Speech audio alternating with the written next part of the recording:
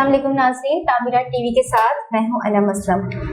सिंध में इस वक्त तकरीबन 700 के करीब हाउसिंग सोसाइटीज काम कर रही है। इन्हीं में एक कदीम हाउसिंग सोसाइटी जिसका नाम है अल्लामा उस्मानी कोऑपरेटिव हाउसिंग सोसाइटी। तो आइए इनके एडमिनिस्ट्रेटर सैयद आरिफ अली नादिर से आपका तारुफ करवाते हैं। अस्सलाम वालेकुम सर। सर सबसे पहले तो आपका शुक्रिया कि आपने तामीरात टीवी को अपना वक्त दिया। सर अपने बारे में कुछ बताइए। मैं एक्चुअल तो गवर्नमेंट ऑफिसर रह चुका हूँ 17 ग्रेड में। उसके बाद रिटायरमेंट के बाद डीसी के कोऑर्डिनेटर के से भी काम किया, पंचायत कमेटी के चेयरमैन के से भी काम, हमेशा एडमिनिस्ट्रेटिव उहदों पे मैं रहा हूँ। तो 2016 से मैं अल्लामा उस्मानी कोऑपरेटिव हाउसिंग सोसाइटी का एडमिनिस्ट्रेटर हूँ। यहाँ असल में करप्शन बहुत ज़्यादा हो रही थी, तो डिपार्टमेंट ने जो मैनेजमेंट थी उसको डिज़ोल्व करके हमें बिठाया कि जाके आप देखिए ज़रा। तो वहाँ हमने जब देखा तो बेइंतहा करप्शन, बेइंतहा गड़बड़ चल रही है। और जबकि सुप्रीम कोर्ट ने एक सुपीरियर कमेटी बनाई हुई है हमारी निगरानी के लिए सोसाइटीज़ की, नैब, FIA, एंटी करप्शन और DC, ये सालाना रिपोर्ट हमसे लेते हैं। लेकिन ये सिलसिला मेरे आने के बाद से शुरू हुआ है, उससे पहले नहीं था। तो माशाल्लाह आप 6 साल में जो है जो भी रिपोर्ट्स मैं देता हूँ सालाना वो क्लियर चल रही हैं। लेकिन उससे प्रीवियसली जो गड़बड़ेशन हुई हुई है वो बहुत ज़्यादा है और उसको रिकवर करना बड़ा मुश्किल हुआ है। तो ये हमारे जो शब्बीर अहमद उस्मानी साहब हैं, इन्होंने इस सोसाइटी को 1952 में लॉन्च किया था। 1952 में ये सोसाइटी लॉन्च हुई। उसके बाद मुरादाबाद एक कम्युनिटी है, मुरादाबादी होगी, तो उन लोगों को यहाँ प्लॉट दिए गए थे। उन्होंने क्या सिलसिला शुरू किया कि घरों में कारखाने बना लिए। अब सोसाइटी बायलास के मुताबिक जो है रेजिडेंशियल प्लाट पे आप कमर्शियल काम नहीं कर सकते, और सुप्रीम कोर्ट बहुत सख्त नाराज़ है इस बात पे। अब हमें तो सुप्रीम कोर्ट की बात को फॉलो करना पड़ता है, जिसकी वजह से हमारी दुश्मनियाँ, लड़ाइयाँ लोगों से हैं। एक ऑर्डर सुप्रीम कोर्ट पास कर देता है, क्या एडमिनिस्ट्रेटर से कहा जाए कि ये रेजिडेंशियल काम, तो कमर्शियल काम बंद कराया जाए रेजिडेंशियल में। अब हम नोटिस देते हैं, थाने को भेजते हैं, थाने हमारे यहाँ पैसे ले लेते हैं। थाने को अगर हम नोटिस देते हैं ना कि फला घर में जो है कारखाने लगे हुए, तो थाना कारखाना बंद नहीं कराता है, जाके थाना हमसे मंथली सेट कर लेता है। जब तक ये थाना कल्चर सही नहीं होगा तो कहीं भी कोई मामला सही हो नहीं सकते। बिल्डर्स का ये है कि सोसाइटी में ग्राउंड+1 अलाउ है, लेकिन बिल्डर्स सोसाइटी के प्लाट खरीदते हैं और 6-6 मंजिला बना देते हैं। उसमें SBCA को हम लिखते हैं, तो SBCA जो है हमारी एप्लीकेशन लेती ज़रूर है, कार्रवाई भी करती है, लेकिन बिल्डर से पैसे ले लेती है और वो 6 मंजिला बन जाती है। मतलब मिसाल के तौर पे ये एक प्लॉट है हमारा, प्लॉट नंबर 6 है। ये प्लॉट नंबर 6 है। बिल्डर ने सोसाइटी से सिर्फ 1 करोड़ रुपए में खरीदा है, और पूरी सोसाइटी में हमारी 1 करोड़ का कोई प्लाट नहीं है। अल्लामा उस्मानी कोऑपरेटिव सोसाइटी का मेन रोड का है, और तकरीबन इसकी मालियत जो है वो 30 करोड़ रुपए है। लेकिन बिल्डर ने साजबाज करके प्रीवियस मैनेजमेंट से 1 करोड़ रुपए में इसका एग्रीमेंट किया, और वो 1 करोड़ रुपए भी आज तक नहीं दिए हैं, जिसके लिए FIA बार हमें लेटर लिखती है कि पैसे कहाँ इसके, और बिल्डर 6 मंजिला बना के बेच चुका है ये। लेकिन ना थाना कार्रवाई करता है, ना SBCA कार्रवाई करती है, ना नैब कार्रवाई करती है। जहाँ जहाँ हमने कंप्लेंट्स किए हैं वो सब इनसे पैसे लेते हैं। अब अगर हम सुप्रीम कोर्ट के ऑर्डर पे अमल कराना चाहते हैं तो हम कैसे कराएं?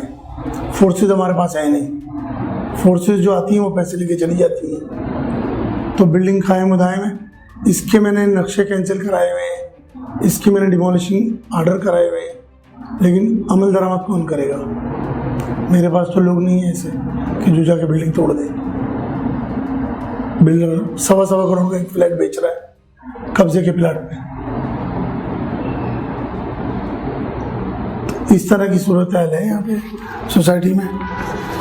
इसके अलावा जो सबसे ज़्यादा बड़ी प्रॉब्लम है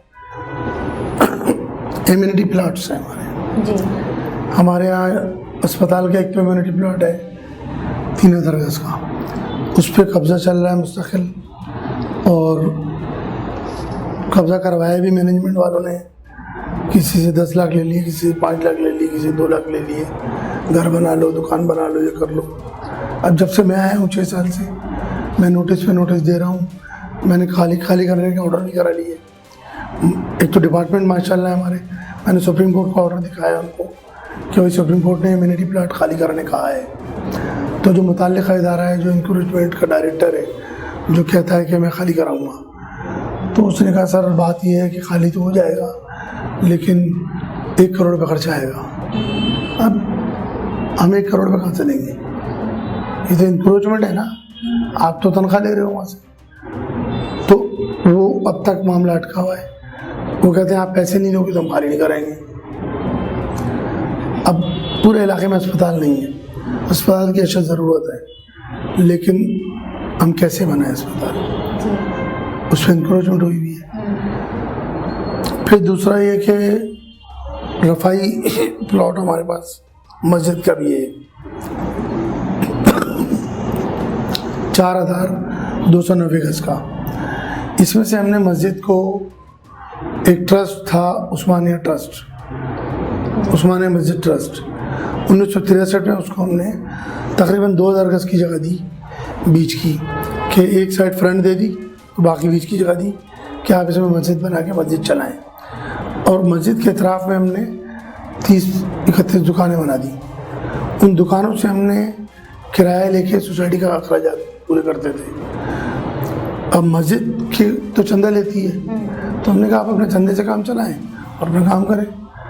लेकिन 2009 में एक साहब 351 नंबर के मकान में रहते थे, 351, तो उनकी फैमिली अमेरिका शिफ्ट हो रही थी।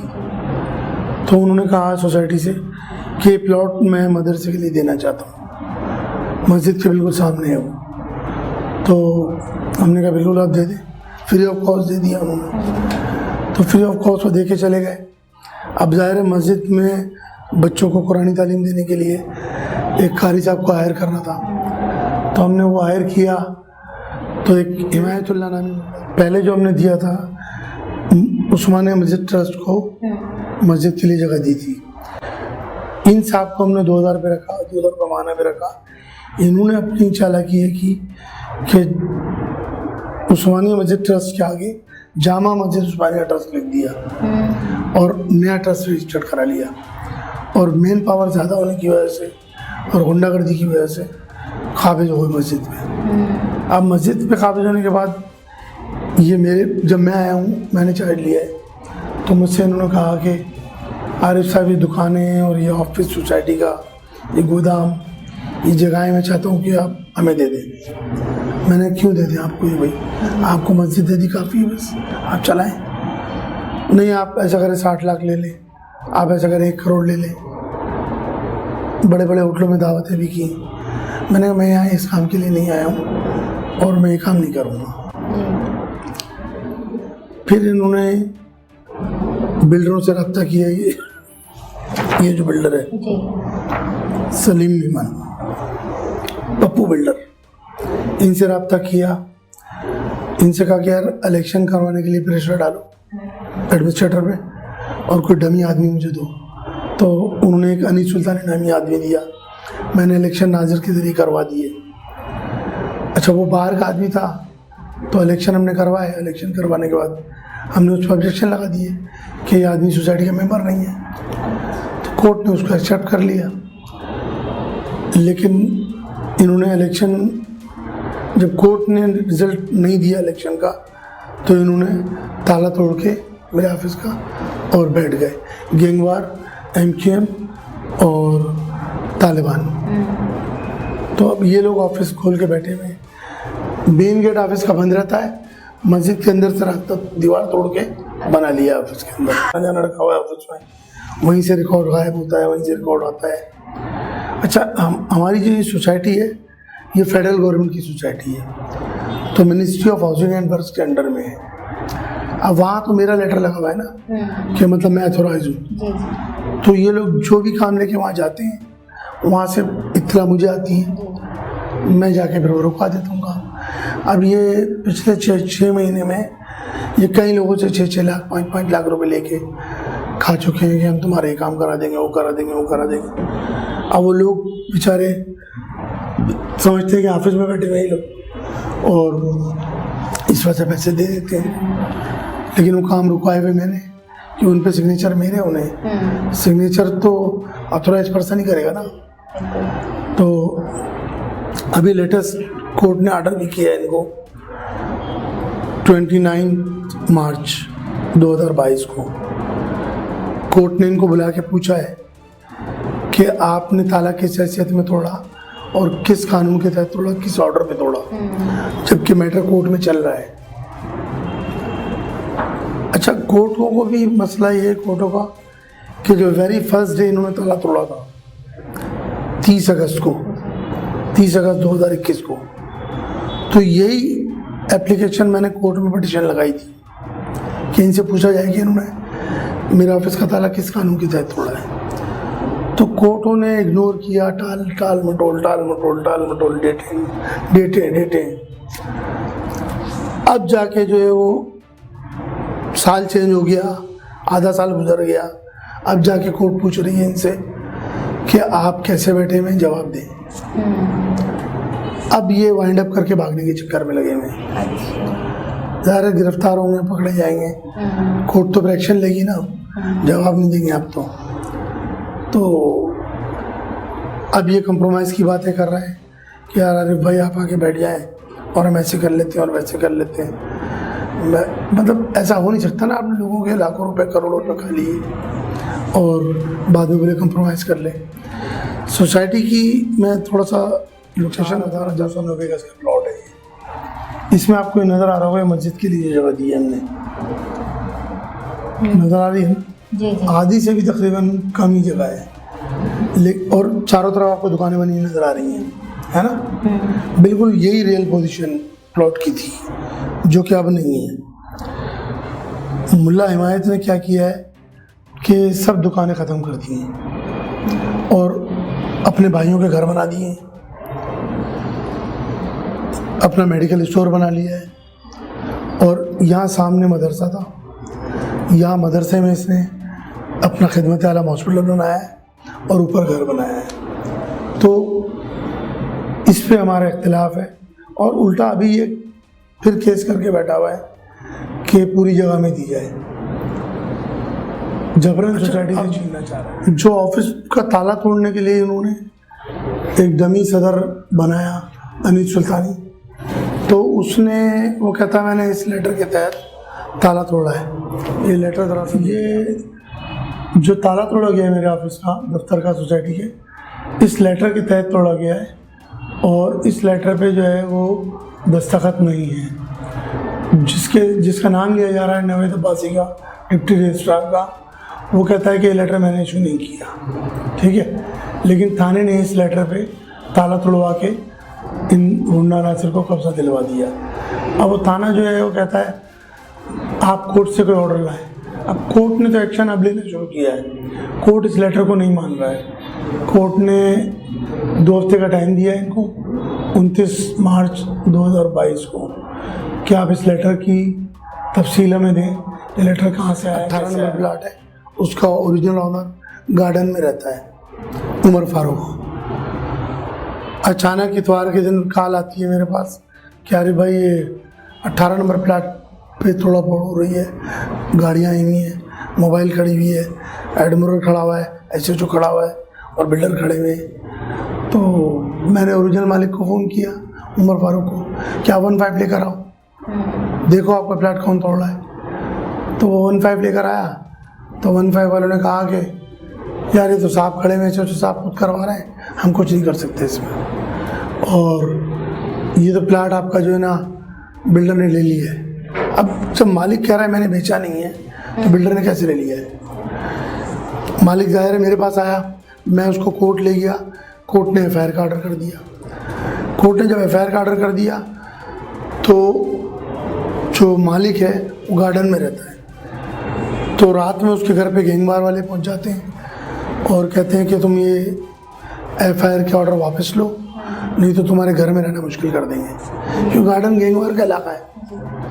तो वो उमर फारूक फिर मेरे पास आता है रोता हुआ कि यार अरे भाई मैं तो फंस गया, मेरा प्लाट भी तोड़ दिया और मुझसे कह रहे हैं दरख्वास्तें भी वापस लो, नहीं तो तुम्हें मार देंगे। तो मैंने कहा मैंने आपको ऑर्डर करा दिया है एफआईआर का, आप थाने जाके एफआईआर कटाएं। कहने लगे यार थाने से अलग फ़ोन कर रहा है एडमुरर, कि अगर तुम यहाँ आओगे तो मैं तुम्हें बंद कर दूँगा। एडमुरर उनसे मिला हुआ बिल्डरों से। तो इस तरह की पोजीशन चल रही है। अब उमर फारूक आज तक बेचारा इधर उधर घूम रहा है फाइल लेके, और कोर्ट ऑर्डर कर रही है बराबर कल्प्रिट्स के खिलाफ, लेकिन थाना डरा रहा है। थाना कह रहा है तुम थाने आओगे हम तुम्हें बंद कर देंगे, बिल्डर के खिलाफ हम नहीं जाएंगे। अब बिल्डर ने बगैर खरीदे, बगैर डील किए किसी के गरीब आदमी का प्लाट तोड़ दिया और उस पर बना रहा है वो। तो ये पोजीशन है इस वक्त। तो आदमी कहाँ जाए, किसके पास जाए? सही।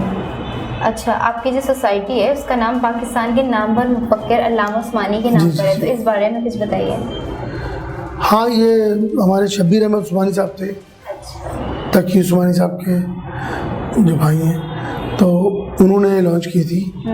और इसमें एक और नाम है जो आपके पास अभी नहीं है, हाजी अख्तर हुसैन।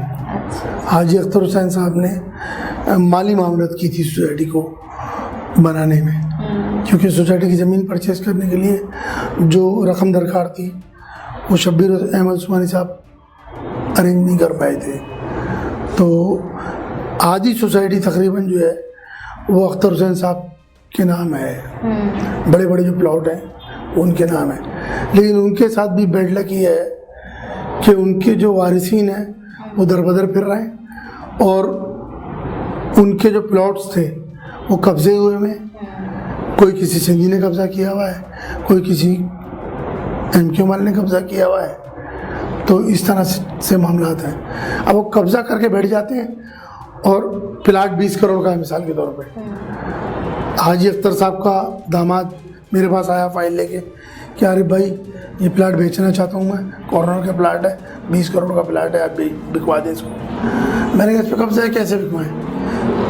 मैंने कहा आप कब्जे वाले से बात करो। कब्जे वाला कहने लगा कि 20 का प्लाट है ना, आप 16 करोड़ रुपये मुझे दे दो, 4 आप ले लो। जो मालिक है वो 4 लेगा, जो कब्जा करने वाला है वो 16 लाख रुपए लेगा, 16 करोड़ रुपए देगा। तो इस तरह के मामला हैं। सही। अच्छा, ये सोसाइटी जो है ये इसका क़याम कब अमल में आया? ये 1952 में लॉन्च हुई थी। अच्छा। 1952 में। अच्छा, इसके अलावा हमारी एक और सोसाइटी भी है जो 1989 में लॉन्च की थी हमने गडाप टाउन में। ये 26 एकड़ रकबे पर है हमारी ये सोसाइटी। अच्छा। और ये वफाक की है। सही। इसको हम सिंध गवर्नमेंट अकेले डील नहीं कर सकती, हम म्यूचुअल अंडरस्टैंडिंग से करते हैं वफाक के साथ मिलके। सारे मामला वफाक देखता है इसके। लेकिन जो गडाप टाउन में हमने सोसाइटी लॉन्च की है उसके टोटल सिंध गवर्नमेंट और हम मिलके करते हैं, वो भी 20 एकड़ में से ऐसे ही थे। ऐसा कानून ही नहीं है। लेकिन मैंने जब चार्ज लिया और मैंने वहाँ के एमिनिटी प्लाट्स पे जाके काम शुरू करने की कोशिश की, जैसे 1200 गज का डिस्पेंसरी का प्लाट पड़ा हुआ है हमारे पास, लाइब्रेरी का 800 गज का प्लाट है, शादी हाल का प्लाट पड़ा हुआ है 1200 गज का। तो वहाँ लोग आके खड़े हो जाते हैं, पठान खड़े हो जाते हैं आके, हमने खरीदा हुआ है, ये हमारे नाम पे लीज है। तो सोचने में हम घर हमने पढ़ा लिखा है, हमें पता है कि एक चीज़ हो ही नहीं सकती। तो हम पूछते कैसे लीज कैसे हो गया यार, ये कौन से रजिस्ट्रार ने लीज कर दिया? रजिस्ट्रार को भी पता होता है कि लीज नहीं हो सकता। तो लेकिन वो धड़ल्ले से बोलते हैं हमने तो लीज कराया हुआ है, हमने तो 1200 गज का प्लाट 57 लाख रुपए का लिया है। 80 गज का प्लाट, 240 गज का प्लाट 80 लाख का है वहाँ पे गडाब में। अच्छा। और 1200 गज का प्लाट उन्होंने 57 लाख का ले लिया, वो भी 3 साइड कॉर्नर। और लीज भी करा लिया। सही। तो ये इस तरह की मजे का खेस बातें हैं, बदमाशियाँ हैं, ये सब थाना करवाता है, सब थाना करवाता है। हम थाने में कंप्लेन करते हैं, थाना कहता है कोर्ट जाए। अच्छा, कोर्टे सोने पे सुहागा है, मतलब सुभान अल्लाह, कोर्टे डेटें देती रहती हैं, उनको कोई जल्दी नहीं होती। वो कहते हैं मुद्दई जैसे मैं हूँ, मैं कहता हूँ सर वो प्लाट बने जा रहा है, आप कुछ कर ही नहीं रहे। तो क्या है, आप प्रॉब्लम क्या है, टुटवा देंगे ना बाद में कहाँ टूटता है, बाद में तो कोई चीज़ आज तक टूट। एक प्लाट तुड़वाने के लिए सुप्रीम कोर्ट को एक टांग पे नाचना पड़ा। नेस्ला टावर जी, गुलजार साहब कितना चल रहा है, जिद थी उनकी कि तोड़ना है। तो इस तरह के मामला आते हैं। अगर इदारे सही हो जाएं, जिन इदारों से हम अटैच हैं, जो इदारे हमें सुपरवाइज करते हैं, वो इदारे अगर ईमानदारी से काम करने लग जाएं, पैसा दोनों सूरतों में मिलता है। मतलब ऐसा नहीं है कि अगर सोसाइटी कंप्लेन कर रही है और आप सोसाइटी के ऊपर काम कर रहे हैं लीगल, तो उसमें आपको गवर्नमेंट पैसे नहीं दे रही, ये सोसाइटी पैसे नहीं दे रही। भाई सोसाइटी के जैसे हमारे 6 नंबर प्लाट है, मुफ्त में कब्जा 30 करोड़ के प्लाट पे कब्जा करके बेच रहा है वो बिल्डर। अगर आप इसकी रिकवरी हमें करवा के देते हैं तो जाहिर है हमारा भी फर्ज बनता है, हम कुछ ना कुछ देंगे। 30 करोड़ की रिकवरी है ना, छोटी तो। अब बिल्डर, बल्कि हैरत अंगेज बात, मैं जज साहब का नाम नहीं लूँगा, मैंने बिल्डर के खिलाफ कटवा दी FIR, 2-3 बिल्डरों के खिलाफ 2 FIR कटवा दी। पिछली से पिछली ईद का वाक़या है ये, ज़मानत में नहीं होने दे रहा था उनकी। तो मुझे कैंट से फ़ोन आया एक कि यार आप ज़मानत क्यों नहीं होने दे रहे हो, आप ज़मानत तो होने दो इनकी। जज साहब को मैंने कहा, जज साहब ने आपको बुलाया, सुबह जाएँ। अच्छा, जज ने मुझे बुलाया था, मैं चला गया। जज साहब ने कहा, अरे आरिफ साहब आप ज़मानत क्यों नहीं होने दे रहे?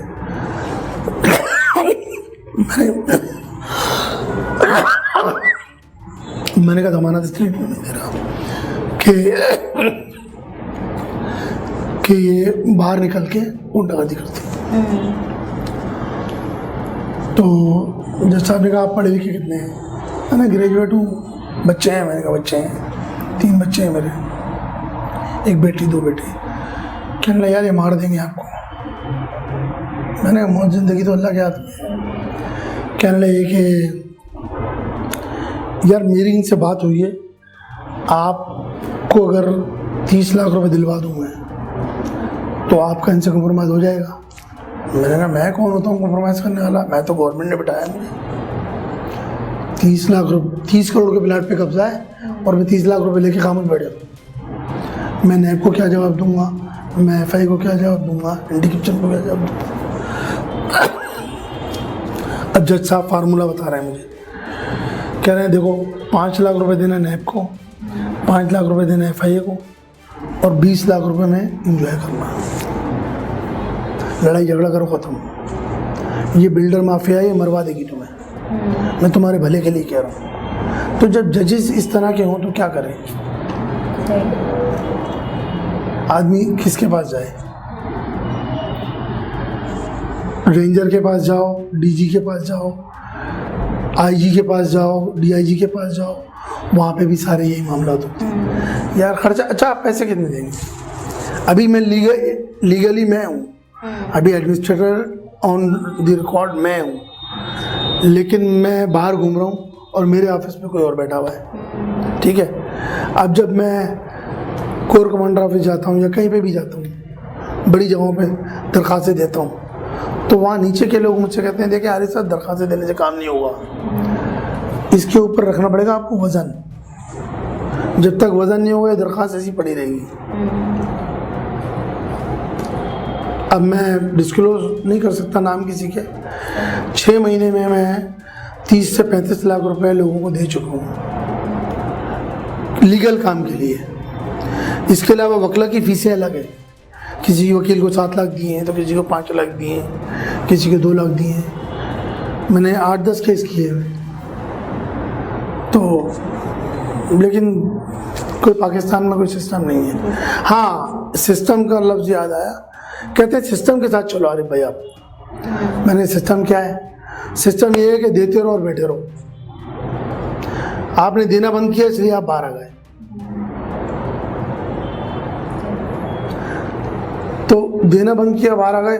अब बात यह है कि देना, अगर एक आदमी को देना हो तो आदमी दे दे। या तो सिस्टम इतने सारे हैं, वो कहता है हमारा हिस्सा कहाँ है, हमारा हिस्सा कहाँ है, हमारा हिस्सा कहाँ है। तो मैं कोई वहाँ करप्शन करने तो बैठा नहीं हूँ भाई। आम लोगों के घर है, पुरानी सोसाइटी आबाद है, नई सोसाइटी थोड़ी है जो मैं धड़ाधड़ नए प्लाट बेचना शुरू कर दूँ। प्लाट बेचने के लिए तो वहाँ ही नहीं, वो तो पुराने लोगों के काम कर रहे होते हैं। किसी का ट्रांसफ़र है, किसी को NOC देनी है, किसी को छोटे छोटे काम होते हैं। तो इतनी अर्निंग होती ही नहीं है कि हम देने दिलाने की बातें करें। अच्छा, ये जो आपकी सोसाइटी है ये कितने एकड़ पर बनी है, कितने प्लॉट्स हैं और कितने एमिनिटी? इसमें जो है, ये जो नाज़माबाद वाली जो हमारी सोसाइटी है ये 26 एकड़ पे है। अच्छा। और इसमें 7 एमिनिटी प्लॉट हैं। अच्छा। और कॉलेज भी बनाया हुआ है हमने, स्कूल भी बनाया हुआ है हमने, मस्जिद भी है, अस्पताल भी बनाया हुआ था हमने। लेकिन एक दौर आया MQM का, उरूज का, और उस दौरान बैड लक ये हुई कि जो हॉस्पिटल को जो ट्रस्ट चला रहा था, रफ़ीकुन्निसा बेगम चला रही थी, उनका इंतकाल हो गया। उनके शोहर थोड़ा सा मतलब आउट थे, तो उन्होंने फ़ौरन जो है वो MQM के लड़कों के साथ सेटिंग बना ली कि तुम ये 4 कमरे तुम ले लो, 3 तुम ले लो, 2 तुम ले लो। हाँ, तो कब्जा हो गया पूरा हॉस्पिटल। 3000 गज छोटी जगह नहीं होती। अच्छा, अब हाउसिंग जो सोसाइटी डिपार्टमेंट है उनमें आप किन लोगों की तारीफ करना चाहेंगे? नहीं, उनमें लोग तो बेचारे अच्छे सिस्टम के तहत मजबूर है। सही। असल में हमारे यहाँ सिस्टम ये है कि आपने अगर सेक्रेटरी लगना है तो इतने करोड़ रुपए देने हैं। आप मैं अपनी बात कर रहा हूँ। सही। मैं तो किसी और के लिए बात करने गया था, एडमिनिस्ट्रेटर के लिए। तो जो मिनिस्टर साहब बैठे थे, डायरेक्ट मिनिस्टर से बात हुई मेरी, तो उसने कहा आरिफ साहब इनको अगर एडमिनिस्ट्रेटर लगाना है तो कम से कम 1 करोड़ रुपए देना पड़ेंगे। ये मैं 6 साल पुरानी बात कर रहा हूँ। मिनिस्टर का नाम नहीं लूँगा मैं। उसके बाद वो मिनिस्टर चले गए, मेरा बहसू मोबाइल से चलता रहा। नए मिनिस्टर आए तो उन्होंने जिनके नाम मैंने दिए थे उनकी स्क्रूटनी कराई तो वो डिफ़ॉल्टर निकले। तो फिर वो जो सोसाइटी के लोग थे उन्होंने कहा यार आरिफ भाई आप क्यों नहीं टाइम देते इसमें, आप भी पढ़े लिखे हैं, आप भी कर सकते हैं, आप एडमिनिस्ट्रेटर रह चुके हैं कई दफ़ा। तो मैंने कहा सोसाइटी के मामला में यार यह MQM में मेरा पड्डा हुआ इनसे, क्योंकि जहाँ भी कोई ऑफिस होता है ना MQM के इलाका में, MQM वाले वहाँ से लेते हैं भत्ता। तो और हुआ भी यही कि जैसे मैंने चार्ज लिया 8-10 लड़के अचानक कमरे में दाखिल हुए, मैं फलां, मैं लंगड़ा हूँ, मैं टुंटा हूँ, मैं काड़ा हूँ। हाँ, तो मैंने तुम्हारा इंचार्ज कौन है, मैंने कहा उसको बुला के लाओ। इंचार्ज को बुला के लाए तो मेरी गुड लक थी कि मैं लीगल एड का भी काम करता हूँ। तो MQM के जो मिसिंग पर्सन वगैरह थे उनके हवाले से काफ़ी मैंने काम किया है। तो जब उनका इंचार्ज को उन्होंने बुलाया तो वो आया, वो आते ही अरे आरिफ भाई, और गले वाले मिला और सबको बाहर निकाल दिया, क्या आइंदा इधर नहीं आना, इनके बड़े एहसान आते हम पर। तो ये गुड लक हो गई। तो बहरहाल इस तरह का मामला है। अच्छा, गवर्नमेंट हाउसिंग डिपार्टमेंट जो है उनको किस तरह इकदाम करने चाहिए कि हाउसिंग सोसाइटीज़ बेहतर काम कर सकें? गवर्नमेंट डिपार्टमेंट जो है वो असल में जैसे अभी जिस सोसाइटी की बात हो रही है ये वफाक की सोसाइटी है। अब इसको इंतजामी अमूर इसके जो है वो सिंध गवर्नमेंट देख रहा है। अब सिंध गवर्नमेंट के पास इसका कोई रिकॉर्ड नहीं है, हमारी सोसाइटी का रिकॉर्ड सिंध गवर्नमेंट के पास नहीं है। अच्छा। हमारा रिकॉर्ड इस्लामाबाद में है। जो चीज़ कंफर्म करनी होती है इस्लामाबाद से करनी होती है, लेकिन जो चीज़ हम फॉरवर्ड करते हैं नक्शा पास करने के लिए या कुछ भी करने के लिए वो हमें सिंध गवर्नमेंट में भेजनी पड़ती है। अब एक अजीब सी बात है कि आप सिंध गवर्नमेंट है, मैंने एक प्लाट की फ़ाइल बना के आपको भेज दी वेरिफिकेशन के लिए। अब आपके पास वेरिफिकेशन तो आप जब करेंगे ना जब आपके पास रिकॉर्ड होगा, लेकिन वहाँ सिस्टम ये है कि वो फीस उन्होंने मखसूस की हुई है, वो फीस अगर आप नहीं देंगे तो ऑब्जेक्शन, और वो फीस आपने दे दी तो बगैर वेरिफिकेशन के ओके वेरीफाइड।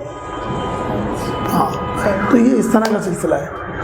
मतलब मैं बार बार इनसे 6 साल से कह रहा हूँ कि यार या तो आप अपना बंदा हमारे ऑफिस में बिठाया करो एक जो रिकॉर्ड मेंटेन करे अपना, भाई कंप्यूटर में एक दफ़ा एंटर कर ले।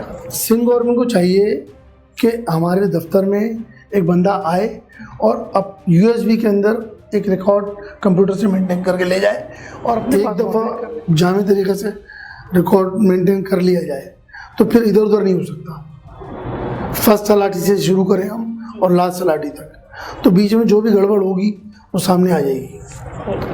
तो लेकिन डिपार्टमेंट करता नहीं है। डिपार्टमेंट करता इसलिए नहीं है, अब ये बात अलग तनाजुर में ना चली जाए कहीं, वो करता इसलिए नहीं है कि जितने भी लोग डिपार्टमेंट में वो कराची से बाहर के हैं वो आते हैं टेम्परेरी, 2 महीने के लिए पोस्टिंग यहाँ हो गई, उनको चक्कर जाना था वापस, उनका घर चक्कर में, किसी का लड़का आना में, तो उनको वो जुमे के दिन लास्ट डे होता है, जुमे के दिन वो 12 बजे भाग जाते हैं और पीर को सुबह आते हैं गांव से।